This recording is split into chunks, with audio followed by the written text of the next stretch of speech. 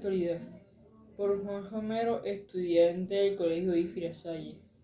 El modernismo es conocido como el movimiento artístico que se inició en el siglo XIX en Hispanoamérica y cuyo objetivo era la renovación de la creatividad, utilizar los nuevos recursos del arte político y dejar al lado las viejas tendencias y no consideradas efectivas. Si bien el término hace referencia a los diferentes movimientos que lo construyeron, se refiere específicamente a la vigente renovación artística que surgió en el campo de la poesía en América Latina a fines del siglo XIX.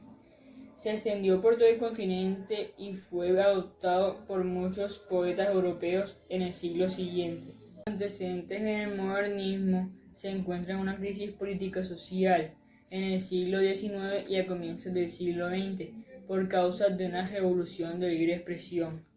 Fue importante porque su intención era crear un movimiento donde se diera la libertad.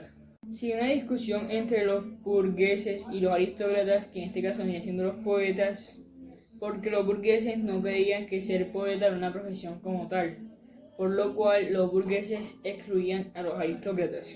Como era de esperarse, los artistas del realismo dieron su opinión y todos estaban en contra del modernismo. Los escritores rechazaban la cultura hispanohablante en busca de una renovación estética. Estos escritores se inclinaban por la literatura francesa, que en estos momentos estaba dominada por el parnasianismo, que buscaba el culto a la perfección. El parnasianismo critica el exceso de sentimentalismo romántico y proclama el arte por el arte, según el cual la poesía debe ser objetiva e impersonal y no estar atada a la moral o a la política. Así pues, el modernismo es una actitud en el tratamiento de lengua y simboliza sobre todo el placer estético.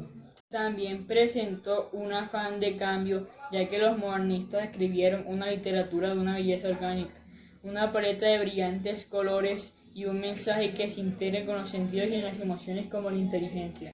Los modernistas en realidad buscaban una belleza idílica que se asemeje en la forma y en la escritura de los poemas, es decir, buscaban un lenguaje con sonidos musicales alejado del idioma cotidiano.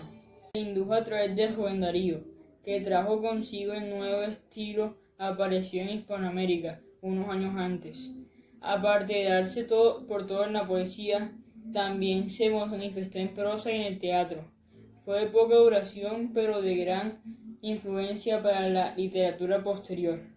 En la misma órbita del modernismo se sitúan tres autores que serán objeto de estudio dentro de la denominada generación del 98. En conclusión, el modernismo propuso soluciones erróneas a muchos problemas que se habían entendido correctamente, lo que tuvo un deseo de investigación hacia la integración de corrientes contemporáneas europeas, la cultura occidental y otras reformas literarias. Todos ellos tuvieron un grupo minoritario que apenas influenció en la sociedad. La mayor parte de ellos procedían de la misma clase a la que criticaban frecuentemente los unos a los otros, y el 98 fue un grupo pequeño que entre ellos, así concluyendo que el modernismo se define por su complejidad y la popularidad de sus manifestaciones, utilizando una metáfora flexible, la evasión de la realidad, la exploración de la innovación lingüística, su rechazo de la tradición literaria existente y el predominio del simbolismo. También afirmó que se oye hablar más de las experiencias de Dios y de las experiencias de oración que de fe, y de creer y la libertad frente al abuso de poder.